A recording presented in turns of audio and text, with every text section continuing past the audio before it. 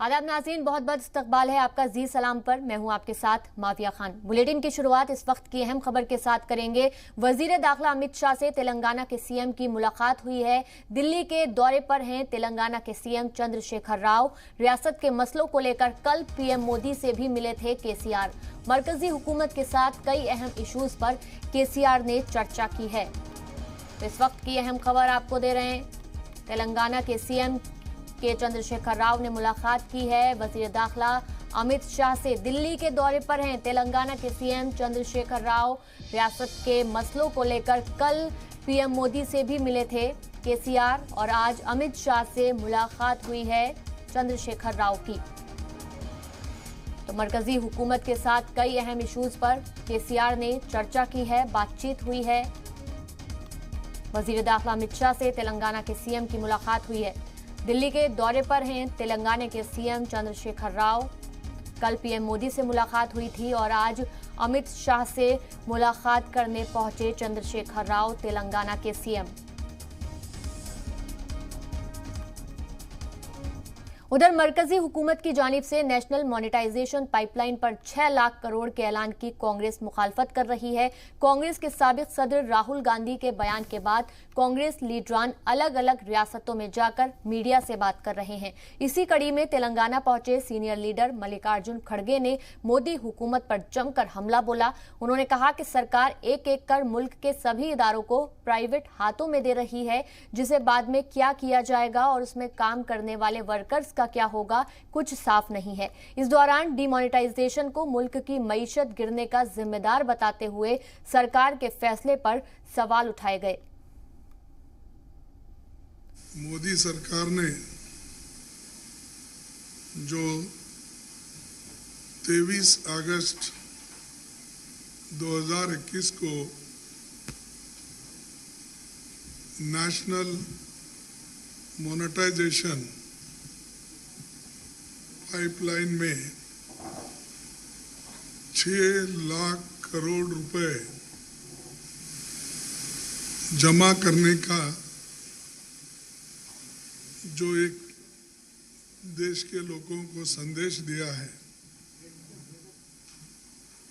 और जितने भी पब्लिक सेक्टर्स हैं उसको एक एक करके मॉर्टगेज करना, लीज करना, हो सकता है आगे सेल भी करना।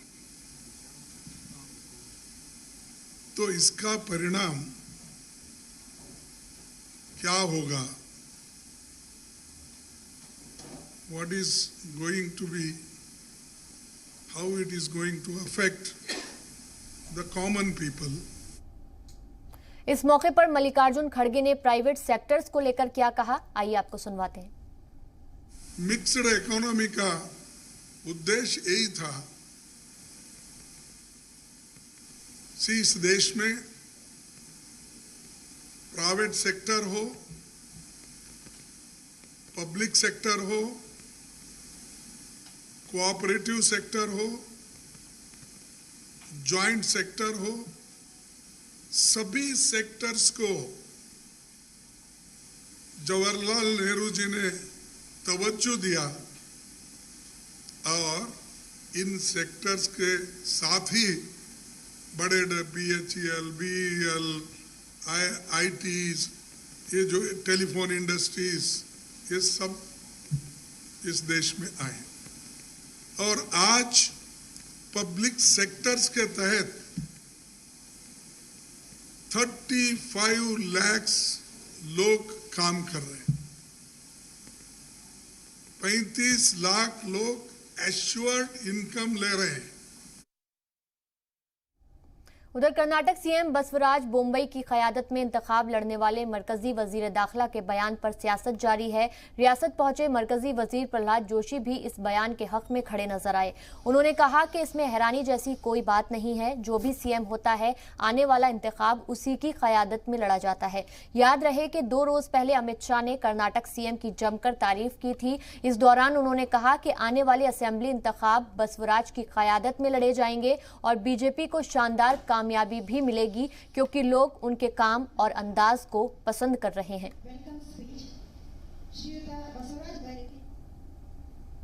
Amit Shah ji, our one of the important leader, topmost leader, Shri Amit Shah ji has told there is nothing to be debated. I don't think it needs to be debated because Shri Basavaraj Bommai is the Chief Minister now, and he will be Chief Minister till the elections, means till the end of this term.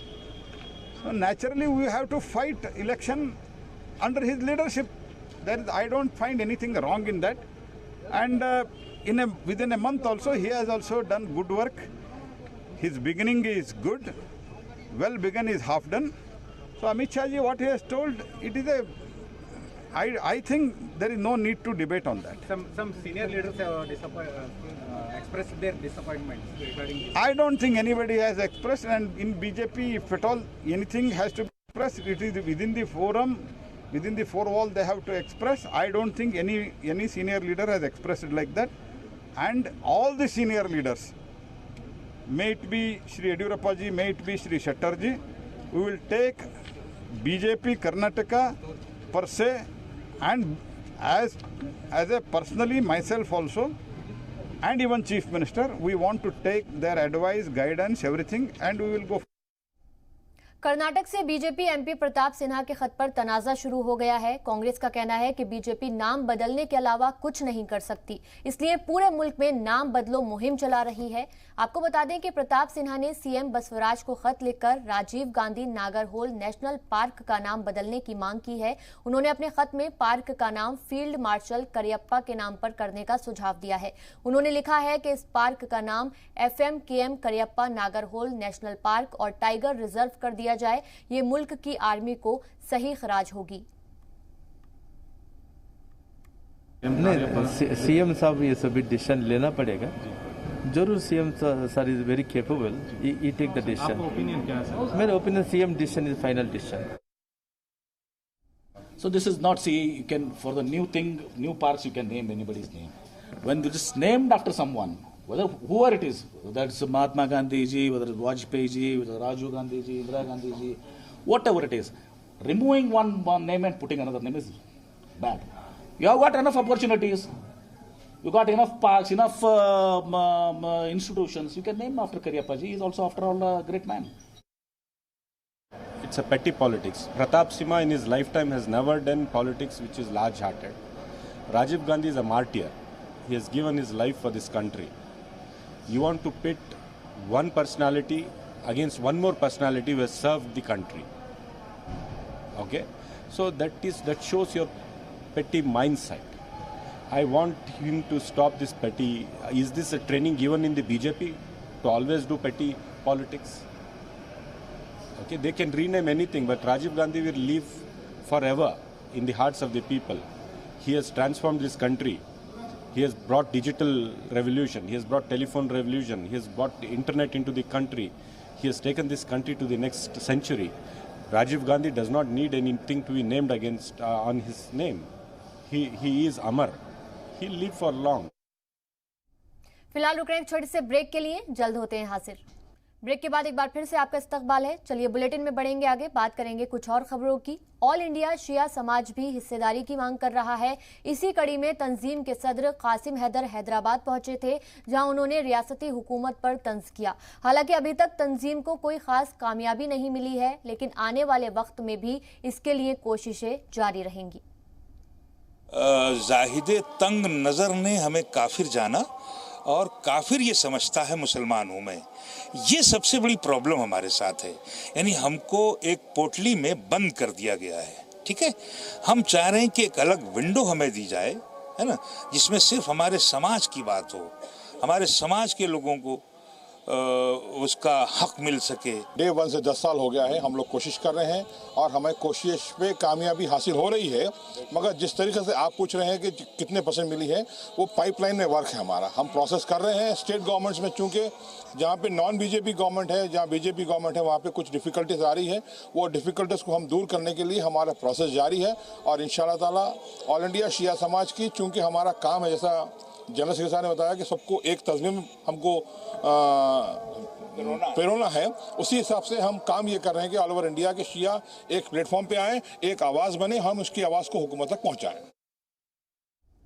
Karnataka में औकाफी जमीनों पर गैर कानूनी कब्जा आम बात हो चुकी है। बेंगलोर में हजरत अताउल्ला शाह दरगाह की 4 एकड़ वक्फ जमीन के तमाम कागजात होने के बावजूद गैर कानूनी कब्जे का शिकार है। देखिए रिपोर्ट।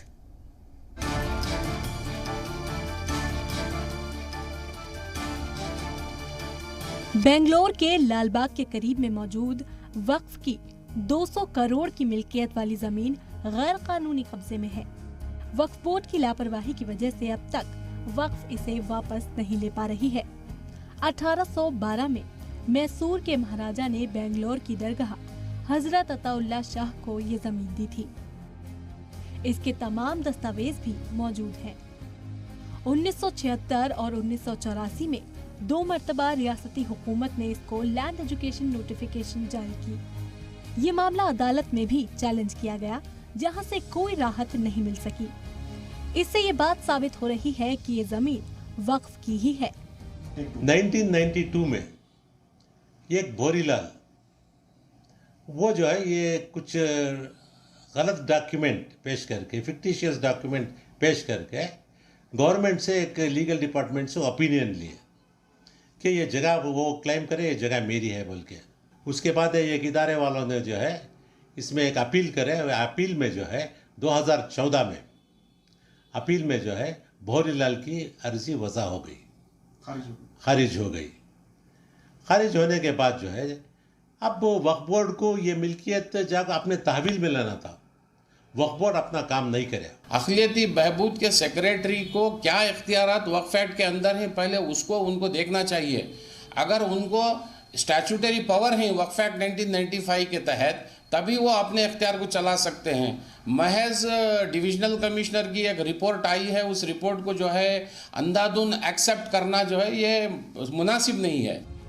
जब जमीन के वक्फ की प्रॉपर्टी होने के तमाम दस्तावेज मौजूद हैं, अदालत की जानिब से वक्फ के हक में फैसला आ चुका है, फिर हुकूमत क्यों इस जमीन को आजाद नहीं करा पा रही?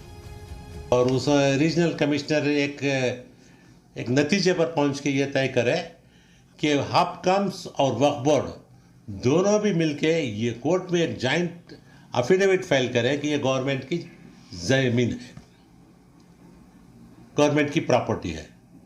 उस टाइम पर हम जो है चरिश्मा बिल्डर्स को हम अलग कर सकते हैं।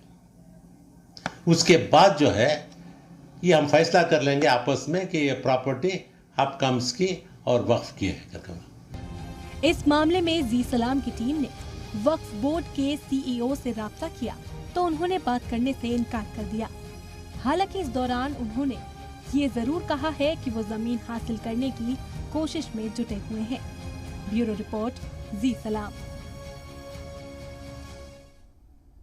उधर बेंगलोर में एक ट्रस्ट में घपले का मामला सामने आया है। बेंगलोर की जामा मस्जिद ट्रस्ट के सेक्रेटरी ने बोर्ड के मेंबर अफसर कादरी पर इल्जाम लगाया है कि कब्रिस्तान के पैसों में बड़ा घोटाला हुआ है, जिसके लिए उन पर एफआईआर दर्ज कराई। इसके बाद बोर्ड मेंबर ने भी सेक्रेटरी उस्मान शरीफ पर बदउनवानी का इल्जाम लगाया है और उन्होंने भी एफआईआर दर्ज कराई। सदाए इत्तेहाद के तंजीम के लोगों ने मुतालबा किया है कि मस्जिद और ट्रस्ट के जो भी मामलात हों वो आवाम के सामने ना लाए जाएं, बल्कि खुद ही इसका हल निकाला जाए। मीडिया से बात करते हुए दोनों एक दूसरे पर इल्जाम लगा रहे हैं। जब इदारे की बात थी, कौम की बात थी, तो आपस में तय करना था उनको, और ये भी मानते, बजाय उसके आपस में उलझ करके। क्या तय करना था? करप्शन चला है वहाँ पे। करप्शन के लिए तो माफी तलब करके जो चूक हुई है भाई खत्म करो, हम आपस में बैठेंगे, हो गई भूल, हम आपस आगे अच्छा लेकर के काम चलेंगे, ये कह सकते थे। बजाय ये कहने के ये मैं तुम्हें जब चले गए तो क्या मतलब है? ये हमारी बेइज्जती, इस्लाम की बेइज्जती, मुसलमानों की यही शराफत दिखाना था क्या प्रेस क्लब में कहीं? हमारा सिर्फ सदायत का काम यह होगा कि हम लोग दोनों पार्टियों को आपस में बिठाएंगे, इंशाअल्लाह कोशिश करेंगे बिठाने की। दोनों जो है एक समझौते तक आकर पहुंचना चाहिए। कहीं ना कहीं कुछ ना कुछ तो हुआ होगा, कहीं चिंगारी बगैर आग के धुआं तो नहीं उठेगा। कहीं ना कहीं कुछ ना कुछ तो हुआ होगा। इसका मतलब ये नहीं है कि उसी गलती को लेकर उछाल के मीडिया में जा रहे हैं, कोर्ट में जा रहे हैं, स्टेशन में जा रहे हैं, कंप्लेंट्स कर रहे हैं, इदारा बदनाम हो रहा है। सी जो भी कोई आदमी इदारे के अंदर आता है वो एक खुलूस नीयत से आता है कि खिदमत करे कौम की। तो अगर उसमें आके अगर बदनामी हो रही है तो फिर ये उसकी एक इंडिविजुअल बदनामी नहीं रहेगी। इदारा अगर बदनाम होता है तो पूरी कौम बदनाम होती है। उधर कोरोना के खिलाफ मुल्क भर में कोरोना वैक्सीनेशन मुहिम जारी है। इसी कड़ी में बेंगलोर के शिवाजी नगर इलाके में भी बड़े कैंप का इनेकाद किया गया। मकामी एमएलए रिजवान अरशद ने इसका इफ्तिताह करते हुए सभी से वैक्सीन लगवाने की अपील की। इस दौरान एक दिन में 3000 से ज्यादा लोगों ने वैक्सीन की डोज ली। इस दौरान डॉक्टरों ने लोगों के जहन से वैक्सीन को लेकर पैदा हुई गलतफहमियों को दूर करने के लिए कई अहम बातें बताई।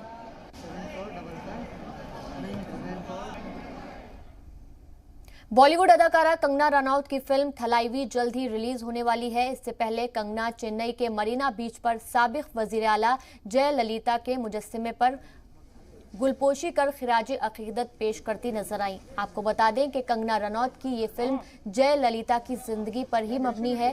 कंगना की फिल्म थलाइवी की रिलीज डेट कोरोना वायरस की वजह से कई बार मुलतवी हो चुकी थी। कंगना रनौत ने हाल ही में सोशल मीडिया पर इस बात की इत्तला दी कि फिल्म अब 10 सितंबर 2021 को सिनेमाघरों में रिलीज होगी। मेकर्स ने फैसला किया है कि सिनेमाघरों में रिलीज होने के 2 हफ्ते के बाद ये फिल्म OTT प्लेटफॉर्म पर रिलीज की जाएगी। और इसी के साथ इस बुलेटिन में फिलहाल इतना ही, लेकिन जी सलाम पर खबरों का सिलसिला लगातार जारी है। आप बने रहिए जी सलाम के साथ।